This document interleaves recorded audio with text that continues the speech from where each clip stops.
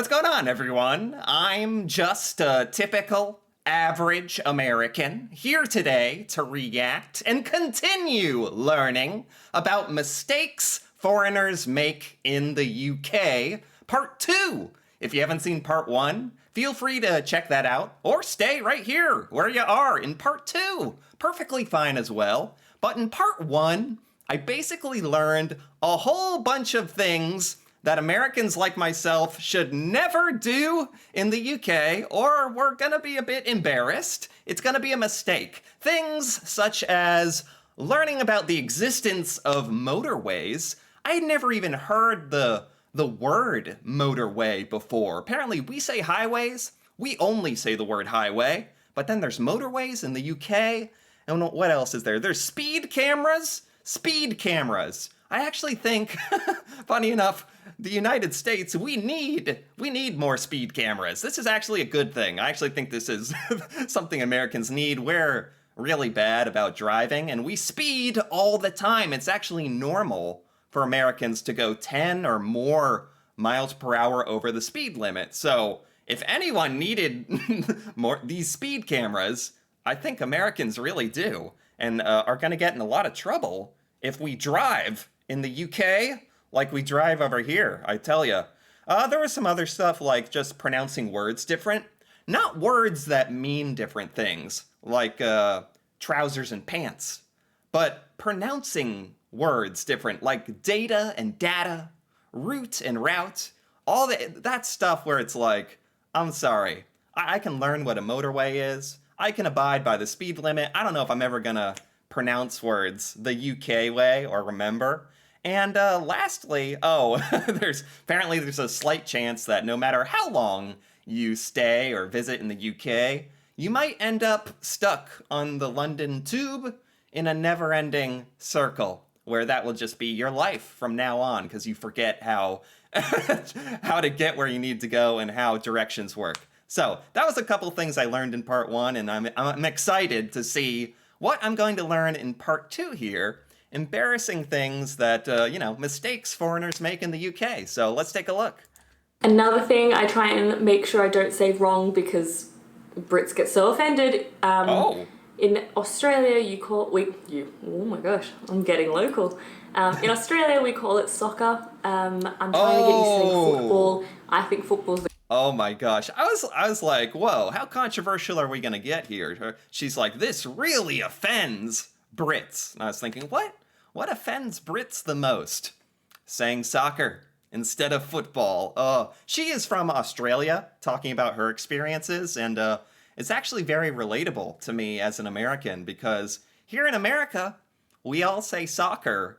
That's what we're taught, and the other thing is football is a thing in the United States, except it's a whole different sport than football that the rest of the world calls it.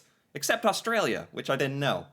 Oh my gosh. I have heard this one, that it kind of annoys people in the UK, how Americans say football like it's American football. And who even came up with the word soccer? Like, it's so funny, because Americans don't even really learn soccer isn't used around the world as a word until we're like teenagers. Like, we grow up, we live a long part of our life not knowing most of the world says football as, the sport where you kick a ball around.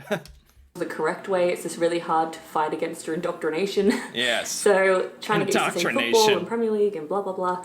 But yeah, soccer does slip out, and my partner does enjoy a game of football. So, and also Australia has so many... Oh my gosh, talk about a way to make it obvious you're a foreigner or visiting. Say soccer in the UK and everyone's head will spin and be like, oh, there he is. There's the American. Get him. Like stupid sports, because you got soccer, then football to them is like NRL or AFL. I don't even know what NRL stands for, so some sort of rugby. And then there's Australian rugby. And then I'm sure there's another one. We have too many, and I don't know the rules to any of them. But I do know the rules for football, so I need to learn that one. So my next few are all about the houses and apartments. Okay. Firstly, houses here are much bigger than Australia, and I generally feel like that isn't the expectation. I feel like what I read online is like, oh, houses in the UK, particularly London, are really small. And I'm like, no. Huh. This is interesting hearing her point of view. Because she is not American, she's Australian. But I'm American, so let's talk about America here.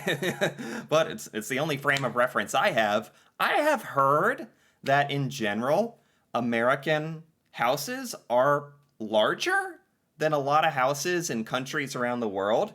And I think that's purely because the United States is gigantic. It's enormous. We have a lot of space. So our houses take up more space. You know, there's still people, depending on your financial situation, that depends how big of a house you're actually going to be able to get. But there's a lot of big houses in the US, and I'm guessing what we would think is small in the United States is probably just like comfortable to most people in the UK based on what I'm hearing. No, they're not. I'll look at some townhouses just as I'm like strolling by, and then if I like go on, Rightmove or whatever, it's like 5 bedrooms, and I'm like, you can't find a 5-bedroom house in Sydney. Like, they don't exist, and if they do, they're big houses. 5-bedroom? Jeez. 5-bedroom? Yeah, I don't care where you live. I don't care what country you live in on the planet. 5 bedrooms is huge. That's like special. Yeah, there's a lot of, also this reminds me, there's a lot of housing, particularly in London, I think, or in the UK, where houses are combined, where they're attached to each other, the houses. And you really don't find that in the United States. In the United States, the vast majority of homes are separate, standalone houses, which I never even thought of as being special or anything, but apparently that's a luxury to a lot of countries around the world. So it makes me appreciate it a bit more, honestly. So all of these houses that look quite small, they go so far back and they're so far tall, so they're much more bigger than they seem. Huh. I always say to Daniel that they're like, every house here's a TARDIS, like they're always bigger on the inside. And then the other thing with houses is like, I find, because I've been trying to look at houses that you would like have a family in, and I'm like not limiting myself to London, I want to look elsewhere, but Yeah. it seems to be that there's no middle ground. It's like, say, a terraced house or a townhouse, and it's 5 bedrooms, but then like one of those bedrooms is like half a closet and they're calling it a bedroom, so it's not really 5 bedroom, it's more like 4 and a storage room, that situation. Or you go 5 to 6 bedrooms and then it's like a proper mansion house with 6 bedrooms, a pool, a gym, or like... Oh, okay, so she's saying that in the UK, sometimes you'll find people trying to sell houses where they're going to say, oh, it has 5 bedrooms. But 2 of the bedrooms are broom closets or something. So that's kind of like the lower end of the extreme. And then the complete other flip side is you'll find a house with 7 bedrooms that are gigantic. And each one is like, could be its own apartments or something. a study on top of that. Like, there's no normal, there's no middle. And I'm like, where's like a normal 5-bedroom house that I could then use the 5-bedroom as a study? Do you know what I mean? It's not like 5-bedroom house. I still think 5-bedroom house. Like, that's a lot. That's a nice house. that. This is not now. I don't care if it's 5 broom closets. That's nice. Obviously, this is like many, many, many years into the future. But I was just like trying to see what the layout was for houses here, because it's all very foreign to me. Yeah. And I was like, there just seems to be like, Oh my gosh, just thinking about it, I'm sure houses in London must be insane. Insane! Like trying to get a house in New York. Or I know housing in like Honolulu, Hawaii in the United States is like $1 million for a pretty small house. Yeah, it's probably like that in London. London's one of the most like substantial, probably sought after places to live in the world. no middle. It's either like calling a closet a room or having way too much and not counting them as rooms. So I'm like... The other thing with your apartments and houses is that they're all well insulated. They don't get cold. Huh. I routinely would get my cold feet and stick them on Daniel's back in bed, and that's when we knew winter was coming, and that was the sign. However, They're well insulated. I would think most houses are well insulated. I'm not sure exactly what she means or how this is like unique to the UK. I can't do that anymore because my feet don't get cold. We have radiators and double glazing, and I'll turn the radiator on for like an hour or two, and then that heats the apartment up, and then it's good for the day. Maybe this is an Australian thing?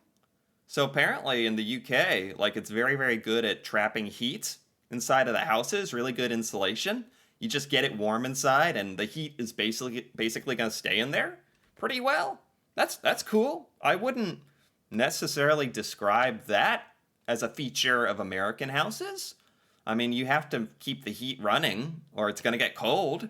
So maybe this is unique to the UK somehow. Like, that's it. Like, it's so good.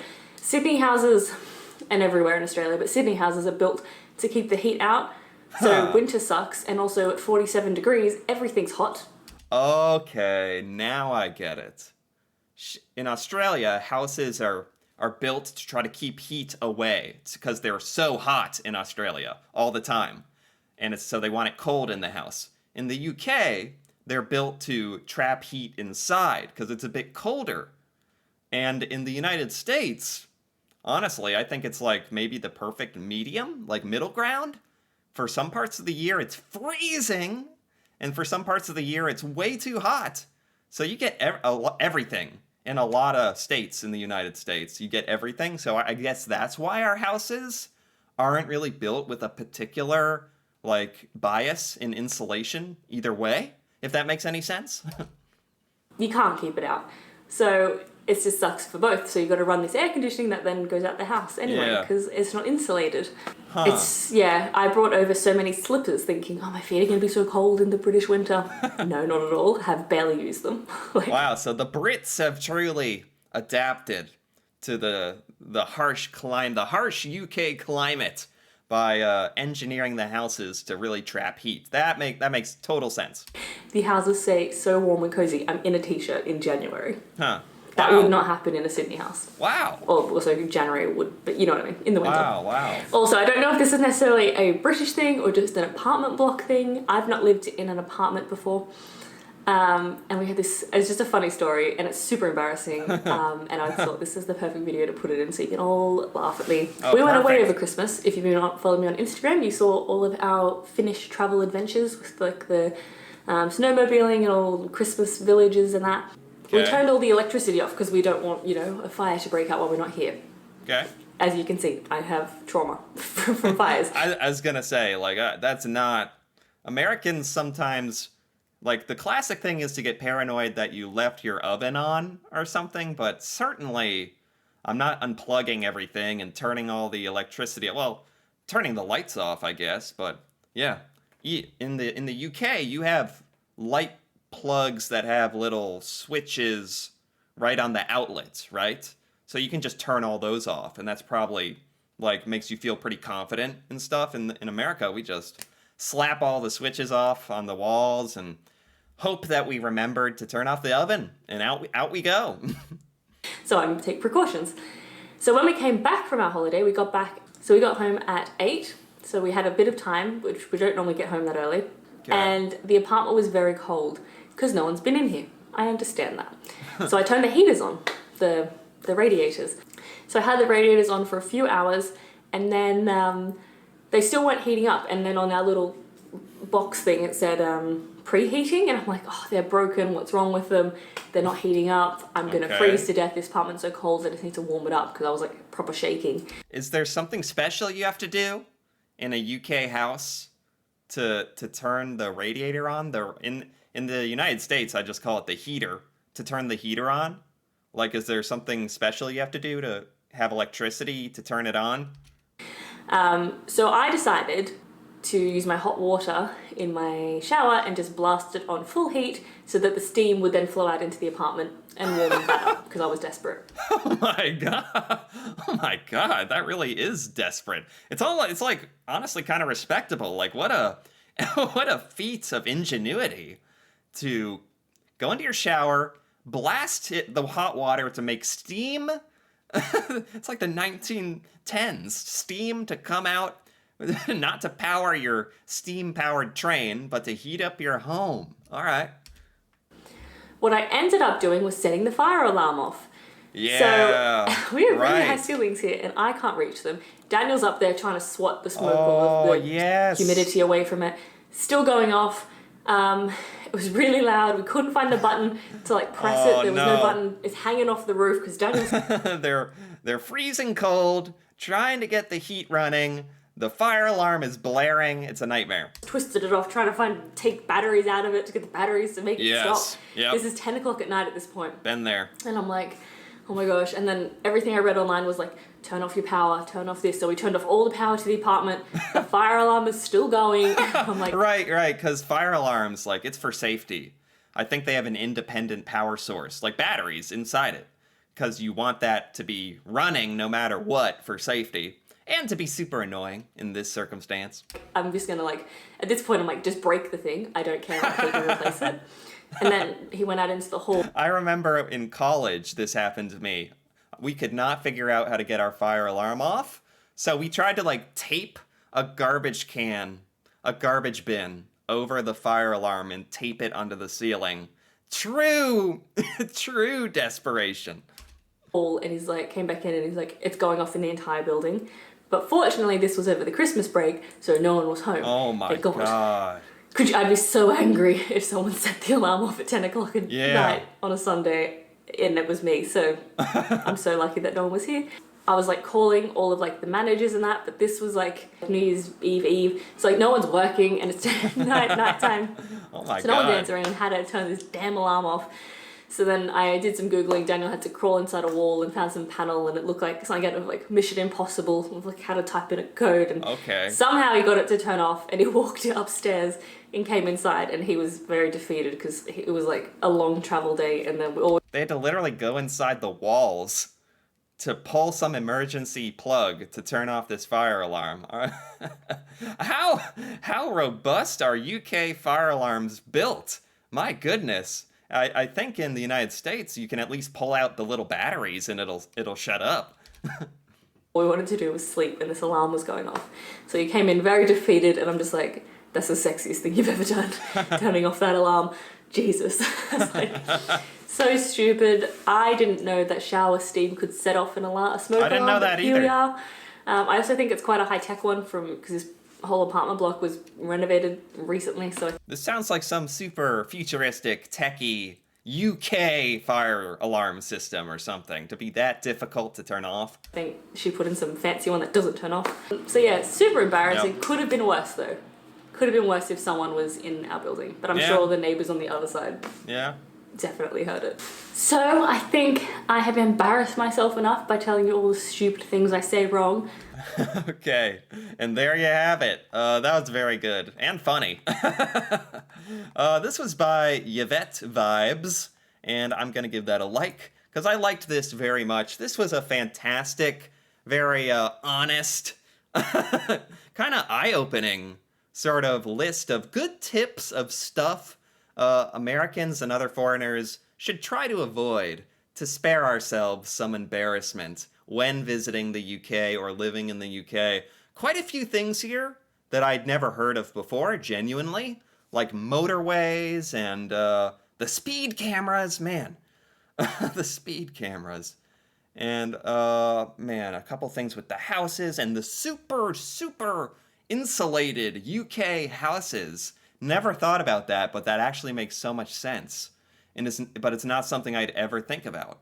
So this actually was quite educational. I enjoyed it quite a bit. Anyway, if you enjoyed this as well, feel free to give this video a like or leave a comment. And if you're interested in more videos like this, me reacting to the UK and UK culture, feel free to subscribe for more. And until then, thanks for watching, and see you next time.